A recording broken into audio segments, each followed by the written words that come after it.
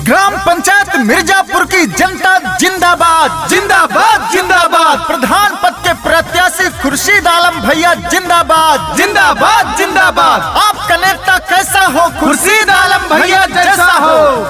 गरीबों के जान, गरीबों के शान, आप सभी के स्वाभिमान। ग्राम पंचायत मिर्जापुर से चल पड़े हैं विकास की ओर, विकास की गंगा बहाने।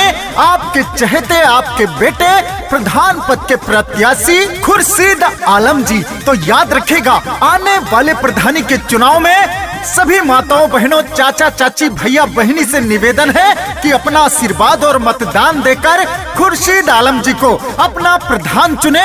अपने ग्राम पंचायत मिर्जापुर में विकास की गंगा बहाएं। गायक अभिषेक सिंह।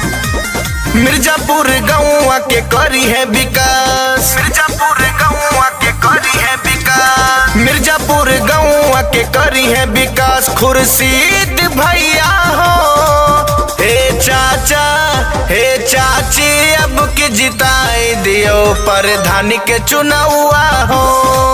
हे चचा, अब की जिताए दियो खुर्शीद भैया के चुनावा हो।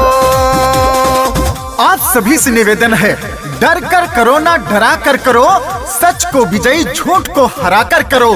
चुनाव आपका अधिकार है, अपने मत का प्रयोग दब कर करो ना दबा कर करो। इसलिए मेरे भाइयों, आपका चहेता, आपका बेटा, आपके हक की लड़ाई के लिए इस बार है मैदान में। आप सभी को आगे आना है और अपने चहेते, अपने बेटे खुर्शीद आलम जी का साथ निभाना है। अपना एक एक कीमती वोट अपने बेटे खुर्शीद आलम को देना है और भारी मतों से विजयी बनाना है।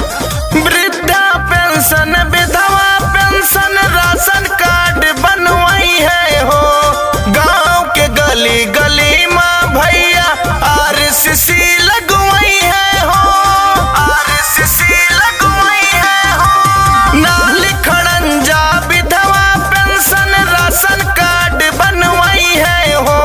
गांव के गली गली माँ भैया आरसीसी लगवाई है हो। जीत के आइए खुर्शीद आलम भैया, जीत के आइए खुर्शीद आलम भैया, जीत के आइए खुर्शीद आलम भैया। पूरा गांव चमकाई है हो। हे चाचा, हे काका, अब की जिताए दियो प्रधानी के चुनावा हो।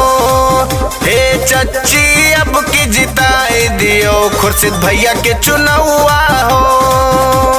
24 घंटे सभी का फोन उठाने वाले, गरीबों को दिल में बसाने वाले खुर्शीद आलम भैया का वादा है कि अब की बार हमको प्रधान बनाओ। जो भी वादा करूंगा, वादा पूरा करके दिखाऊंगा।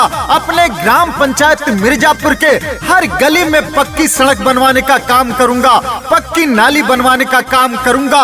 कोई ऐसा गरीब नहीं बचेगा जिसको आवास नहीं मिलेगा। विधवा, विकलांग, वृद्धा पेंशन हर पात्रित व्यक्ति को मिलेगा और हर सरकारी योजना का लाभ हर घर तक पहुंचाने का काम करूंगा। तो याद रखिए, सरकारी सुविधाओं को अपने ग्राम पंचायत में लाना है।